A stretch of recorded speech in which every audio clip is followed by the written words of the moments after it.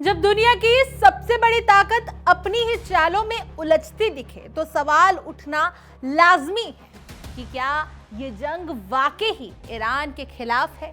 यहाँ अब अमेरिका की परीक्षा बन चुकी है। एक महीने बाद भी तस्वीर साफ नहीं, लेकिन इतना जरूर है कि ईरान झुका नहीं, बल्कि उसने स्ट्रेट ऑफ हॉर्मुज की नब्ज पकड़कर पूरी दुनिया को बेचैन कर दिया है।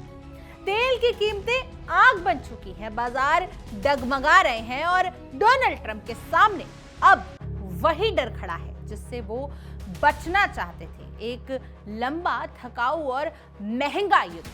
तो आखिर जीत किसकी होगी? उस ताकत की जो बम बरसा रहा है, या उस देश की जो धैर्य और रणनीति से पूरी बाजी पलट रहा है, यानी कि ईरान? और सबसे बड़ा सवाल, क्या ये जंग खत्म होगी या बस और गहरी होती जाएगी?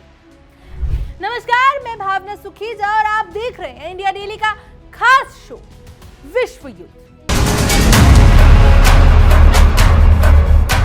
मध्य पूर्व की आग अब सिर्फ क्षेत्रीय संघर्ष नहीं रह गई, बल्कि ये वैश्विक शांति संतुलन की सबसे बड़ी परीक्षा बन चुकी है। एक महीने से जारी ईरान के खिलाफ अमेरिका और इजराइल का सैन्य अभियान अब उस मोड़ पर पहुंच गया है जहां फैसले सिर्फ युद्ध के मैदान में नहीं, बल्कि राजनीति, अर्थव्यवस्था और जनमत के दबाव में भी लिए जा रहे हैं। डोनाल्ड ट्रंप के सामने हालात ऐसे बन चुके हैं कि हर कदम या तो उन्हें गहरे संकट में ढकेल रहा है या फिर एक अनिश्चित जीत की ओर ले जा सकता है। यह जंग अब सिर्फ मिसाइलों और बम की नहीं रही, बल्कि प्रतिष्ठा, धैर्य और रणनीतिक चालों की जंग बन चुकी है। अमेरिका और इजराइल की संयुक्त सैन्य कार्रवाई के बावजूद ईरान ने जिस तरीके से जवाब दिया, उसने ये साफ कर दिया है कि ये कोई एक तरफा युद्ध नहीं है। ईरान ने खाड़ी क्षेत्र में अपनी पकड़ मजबूत बनाए रखी है और खासकर स्ट्रेट ऑफ हॉर्मुज पर उसका प्रभाव अमेरिका के लिए सबसे बड़ी चुनौती बन गया है। दुनिया के करीब 20% तेल की सप्लाई इसी रास्ते से गुजरती है और इसकी बाधित होते ही वैश्विक बाजार में हड़कंप मच गया है। तेल और गैस की कीमतों में आई तेज बढ़ोतरी ने न सिर्फ आम लोगों की जेब पर असर डाला है, बल्कि वैश्विक अर्थव्यवस्था को भी हिलाकर रख दिया है। यही वह बिंदु है जहां ईरान की रणनीति अमेरिका पर भारी पड़ती दिख रही है, सीधे युद्ध से ज्यादा आर्थिक दबाव बनाकर। डोनाल्ड ट्रंप के लिए सबसे बड़ी चुनौती यही रही है कि उसके पास विकल्प सीमित होते जा रहे हैं। एक तरफ अगर वो समझौते की राह चुनते हैं तो ये उनकी राजनीतिक छवि को कमजोर कर सकता है, खासकर तब जब उन्होंने खुद हमेशा एक मजबूत और आक्रामक नेता के रूप में पेश होते आए हैं। दूसरी तरफ अगर वह हमले तेज करते हैं तो ये युद्ध लंबा खिंच सकता है, एक ऐसा युद्ध जिसमें जीत की कोई स्पष्ट परिभाषा नहीं होगी। अमेरिकी जनता ही लंबे युद्धों से थक चुकी है और ऐसे में जमीनी सेना भेजने का कोई भी फैसला उनके खिलाफ जरूर जा सकता है। इसी मुद्दे पर देखिए हमारे सहयोगी विवेक शांडिलिया के खास शो वर्ल्ड नाउ की ये खास पेशकश। पढ़ते हैं, अमेरिका और ईरान के बीच युद्ध को 1 महीना बीत चुका है। जमीनी हकीकत कुछ और है, व्हाइट हाउस के दावे कुछ और हैं और राष्ट्रपति डोनाल्ड ट्रंप के दावे तो माशाअल्लाह है। वो तो डोनाल्ड ट्रंप कब क्या कहते हैं, कभी कभी उन्हें भी नहीं पता होता वो क्या कहते हैं। वो एक बहुत मशहूर डायलॉग है कि गब्बर सिंह के खौफ से सिर्फ गब्बर सिंह ही बचा सकता है। तो डोनाल्ड ट्रंप के झूठे दावों से और डोनाल्ड ट्रंप ही बचा सकते हैं। अमेरिकी खुफिया विभाग की रिपोर्ट्स बताती है कि ईरान का मिसाइल और ड्रोन भंडार अब भी मजबूत है, लेकिन 1 महीने पहले ही डोनाल्ड ट्रंप ने कह दिया था कि ईरान का मिसाइल भंडार खाली हो चुका है। रिपोर्ट्स बताती हैं कि ईरान ने अपनी सबसे आधुनिक मिसाइलें बचाकर रखी हैं, जो युद्ध की दिशा बदल सकती हैं। डोनाल्ड ट्रंप कहते हैं कि हमने 90% ईरानी मिसाइल और डिफेंस इंडस्ट्री को खत्म कर दिया है, ड्रोन इंडस्ट्री को खत्म कर दिया है। डोनाल्ड ट्रंप पिछले 28 दिनों में 28 बार ये कह चुके हैं कि हम जंग जीत चुके हैं और अब हमें तो जीतने की आदत पड़ गई। इतना जीत रहे हैं कि इतनी जीत का हम करेंगे क्या। हम दावा कुछ और कहते हैं, बयान कुछ और देते हैं, हकीकत कुछ और होती है। आइए देखते हैं डोनाल्ड ट्रंप के दावे और हकीकत में फर्क क्या होता है। दावा नंबर 1, हमने ईरान के नेवी को खत्म कर दिया, समंदर में डुबो दिया। हकीकत यह कि कुछ जहाजों को नुकसान हुआ है, बाकी सभी सुरक्षित हैं। दावा नंबर 2, अमेरिका ने ईरान को जीत लिया है। हकीकत यह है कि यूएस और इजराइल अभी भी संघर्ष में लगे हुए हैं और अभी भी उनकी हालत खराब है। अगर वो जंग जीत चुके होते तो 28 दिन से ईरान की हॉस्पिटैलिटी का मजा थोड़ी ले रहे होते। दावा नंबर 3, हथियारों का जखीरा खत्म कर दिया। हकीकत यह है कि ईरान ने अभी तक सिर्फ 33% हथियार मिसाइल का उपयोग किया भाई साहब, बाकी तो सुरंगों में छिपा रखे हैं, उसके वीडियोस भी जारी किए हैं। यानी डोनाल्ड ट्रंप साहब जो दावा कर रहे हैं कि वो ईरान का जंग जीत चुके हैं, असल में वो फर्जी दावा है। अमेरिका फिलहाल 10 दिनों के सीजफायर पर है, यानी कि 6 अप्रैल तक पावर प्लांट एनर्जी सेक्टर पर ईरान के ऊपर अमेरिकी हमला नहीं होगा। तो सोचिए, अमेरिकी राष्ट्रपति एक तरफ कहते हैं कि वो ईरान तो जीत चुके हैं, दूसरी ओर सीज फायर का ऐलान कर रहे हैं। कभी ईरान के सुप्रीम लीडर बनने के ऑफर की बात कह देते हैं, तो कभी ट्रंप बातचीत की बात कर देते हैं, कहते हैं बहुत अच्छी और सकारात्मक बातचीत चल रही है। ईरान कहता है कोई बातचीत हो ही नहीं रही, कौन सी बातचीत की बात कर रहे हैं आप। अब ट्रंप का एक और बयान सुनवाते हैं जिसमें ट्रंप ये कह रहे हैं कि वो ईरान से भागे। यानी डोनाल्ड ट्रंप एक तरफ जंग जीतने का दावा कर रहे हैं, दूसरी ओर खुद कहते हैं कि हर 32 सेकंड में एक मिसाइल आपके ऊपर दागी जाए तो आपको वहां से निकलना पड़ता है, आपको भागना पड़ता है। सोचिए फिर ट्रंप के बयान पर कोई विश्वास कैसे करें। अमेरिका और ईरान के बीच चल रहे भीषण युद्ध को लगभग 1 महीना पूरा हो चुका है। वॉशिंगटन की राजनीतिक बयानबाजी और अमेरिकी खुफिया विभाग के आकलनों के बीच बहुत बड़ी खाई नजर आती है। राष्ट्रपति डोनाल्ड ट्रंप ने हाल ही में दावा किया कि ईरान के पास अब बहुत कम रॉकेट बचे हैं, या रॉकेट बचे ही नहीं हैं। अब खुफिया विभाग की आंतरिक रिपोर्ट एक अलग चिंताजनक तस्वीर पेश कर रही है, जो डोनाल्ड ट्रंप कभी नहीं देखना चाहेंगे, क्योंकि अगर उन्होंने देख लिया तो फिर उनके दावों की हवा हवाई हो जाएगी। डोनाल्ड ट्रंप दावा कर रहे हैं कि ईरान के पास बहुत कम रॉकेट बचे हुए हैं। खुफिया एजेंसी, अमेरिका की खुफिया एजेंसी दावा कर रही है कि ईरान के पास मिसाइलों का एक बहुत बड़ा जखीरा मौजूद है। इस पूरे संकट के बीच डोनाल्ड ट्रंप ने कूटनीतिक रास्ता भी अपनाने की कोशिश की है। पाकिस्तान के जरिए ईरान के सामने रखी गई 15 शर्तें इसी रणनीति का हिस्सा थी, लेकिन ईरान ने उन्हें सिरे से खारिज कर दिया। इतना ही नहीं, ईरान ने अपनी तरफ से भी कड़ी शर्तें रखी, जिसमें खाड़ी देशों में मौजूद अमेरिकी सैन्य ठिकानों को हटाने जैसी मांगे भी शामिल थी। यह साफ संकेत है कि ईरान इस युद्ध को सिर्फ रक्षा के तौर पर नहीं बल्कि शक्ति प्रदर्शन के रूप में भी देख रहा है। सैन्य स्तर पर अमेरिका ने हजारों अतिरिक्त सैनिकों की तैनाती कर दी है और ऑपरेशन एपिक फ्यूरी जैसे संभावित बड़े हमलों की चर्चाएं तेज हो गई हैं। विशेषज्ञों का मानना है कि अमेरिका एक निर्णायक हवाई हमले करके जीत का दावा करने की कोशिश कर रहा है, लेकिन असली सवाल यही है कि क्या बिना स्ट्रेट ऑफ हॉर्मूज को पूरी तरह सुरक्षित किए कोई भी जीत वास्तव में मायने रखेगी। जब तक वैश्विक व्यापार सामान्य नहीं होता, तब तक किसी भी सैन्य सफलता का राजनीतिक फायदा सीमित ही रहेगा।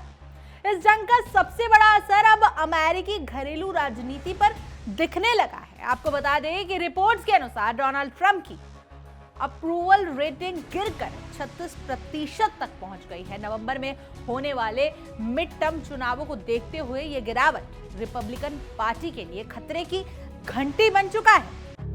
पार्टी के भीतर भी यह डर साफ नजर आने लगा है कि अगर युद्ध लंबा खिंचता है और आर्थिक दबाव बढ़ता है तो इसका असर नुकसान चुनावी नतीजों में देखने को मिल सकता है। ईरान की रणनीति यहां और भी दिलचस्प हो जाती है। उसका मानना है कि वह इस युद्ध को अमेरिका और इजराइल से ज्यादा समय तक झेल सकता है। ये एक मनोवैज्ञानिक और रणनीतिक दाव है, जहां धैर्य ही सबसे बड़ा हथियार बन जाता है। ईरान जानता है कि अमेरिका के लिए लंबा युद्ध राजनीतिक रूप से महंगा साबित होगा, जबकि वह खुद अपने संसाधनों और क्षेत्रीय समर्थन के सहारे इस संघर्ष को जारी रख सकता है। इस पूरे घटनाक्रम में डोनाल्ड ट्रंप की रणनीति भी विरोधाभासी नजर आ रही है। कभी वह बाजार को शांत करने वाले बयान देते हैं, तो कभी ऐसी कड़ी चेतावनियां देते हैं जिससे तनाव और बढ़ जाता है। विशेषज्ञों का मानना है कि एक सोची समझी रणनीति हो सकती है अपने विरोधियों को भ्रम में रखने की, लेकिन इसका दूसरा पहलू यह भी है कि इससे अनिश्चितता बढ़ती है और यही अनिश्चितता वैश्विक बाजार और कूटनीतिक समीकरणों को और जटिल बना सकती है। आखिरकार ये जंग अब से किस हथियारों की ताकत से नहीं जीती जाएगी, ये धैर्य, अर्थव्यवस्था और राजनीति विशेषज्ञों के समर्थन से की जाएगी। डोनाल्ड ट्रंप के सामने खड़ा सवाल अब पहले से ज्यादा गंभीर हो गया है। क्या वह एक समझौते के जरिए इस आग को बुझाएंगे या फिर इसे और भड़काकर एक लंबे और थकाऊ युद्ध में कूदकर झोंक देंगे? दुनिया की नजरें अब इसी फैसले पर टिकी है, क्योंकि इसका सिर्फ मध्य पूर्व तक सीमित नहीं है, बल्कि पूरी दुनिया की दिशा तय करेगा। और यही ये कहानी है और भी खतरनाक मोड़ ले रही है, क्योंकि अब सवाल सिर्फ ये नहीं है कि जंग कौन जीत रहा है, सवाल ये है कि आखिर इस जंग की कीमत कौन चुका रहा है। आज पूरी दुनिया उस उद्देश्य दबाव को महसूस कर रही है जो सीधे युद्ध के मैदान से नहीं, बल्कि तेल टैंकरों, व्यापारिक जहाजों और शेयर बाजारों के जरिए फेल हो रहा है। स्ट्रेट ऑफ हॉर्म्यूज अब सिर्फ एक समुद्री रास्ता नहीं, बल्कि वैश्विक अर्थव्यवस्था की धड़कन बन चुका है, और इस धड़कन पर ईरान की पकड़ ने अमेरिका की सबसे बड़ी ताकत, उसकी आर्थिक स्थिरता को चुनौती देती है। ईरान की रणनीति को अगर गहराई से समझे तो ये पारंपरिक युद्ध से बिल्कुल अलग है, जहां यूनाइटेड स्टेट्स और इजराइल अपनी सैन्य ताकत के दम पर तेज और निर्णायक जीत चाहते थे, वहीं ईरान ने इस संघर्ष को समय के मैदान में खींच दिया है। ये वही रणनीति है जिसे वॉर ऑफ एट्रिशन कहा जाता है, यानी दुश्मन को धीरे धीरे थकाकर हराना। और यही वह जगह है जहां अमेरिका असहज नजर आता है, क्योंकि उसकी राजनीति और आर्थिक संरचना लंबे युद्धों को आसानी से झेलने के लिए तैयार नहीं होती। अगर हम डोनाल्ड ट्रंप की स्थिति को देखें तो वह पहले से कई ज्यादा दबाव में दिखाई देते हैं। एक तरफ अंतर्राष्ट्रीय स्तर पर उनकी साख दांव पर लगी है, तो दूसरी तरफ घरेलू मोर्चे पर जनता का भरोसा लगातार कमजोर हो रहा है। तेल की कीमतों में उछाल ने आम अमेरिकी नागरिकों की जिंदगी को प्रभावित करना शुरू कर दिया है। पेट्रोल पंप से लेकर रोजमर्रा की जरूरतों तक हर चीज महंगी होती जा रही है, और यही वो बिंदु है जहां ये जंग धीरे धीरे व्हाइट हाउस की राजनीति में बदल जाती है। लेकिन इस पूरी तस्वीर में एक और परत जिसे नजरअंदाज नहीं किया जा सकता, और वह है वैश्विक शक्ति संतुलन का बदलता समीकरण।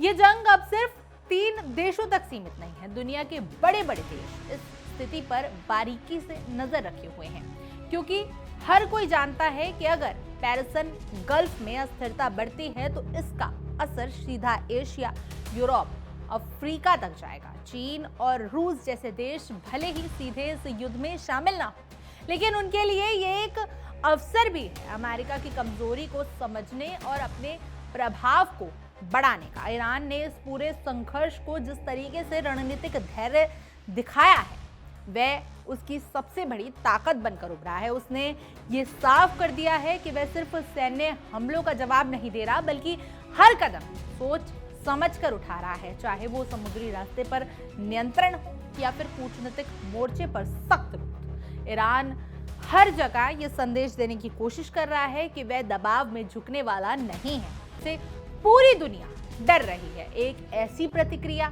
जो इस संघर्ष को नियंत्रण से बाहर कर दे। इस बीच सबसे बड़ा सवाल अब यही खड़ा है कि क्या ये जंग खत्म होने की ओर बढ़ रही है या फिर ये सिर्फ शुरुआत है, क्योंकि इतिहास गवाह है कि मध्य पूर्व के शुरू हुई लड़ाइयां अक्सर उम्मीद से कई ज्यादा लंबी और जटिल हो जाती हैं। और इस बार तो हालात और भी पेचीदा है, क्योंकि इसमें सीधे सीधे दुनिया की सबसे बड़ी ताकत और एक बेहद दृढ़ प्रतिबंधित आमने सामने है। डोनाल्ड ट्रंप के लिए अब हर फैसला एक दाव बन चुका है, एक ऐसा दाव जिसमें जीत भी अधूरी हो सकती है और हार भी बेहद महंगी पड़ सकती है। अगर वे पीछे हटते हैं तो ये उनकी छवि को नुकसान पहुंचाया जा सकता है, और अगर वे आगे बढ़ते हैं तो ये जंग एक ऐसे दलदल में बदल सकती है जहां से निकलना बेहद मुश्किल होगा। और शायद यही इस पूरे संघर्ष की सबसे बड़ी सच्चाई है।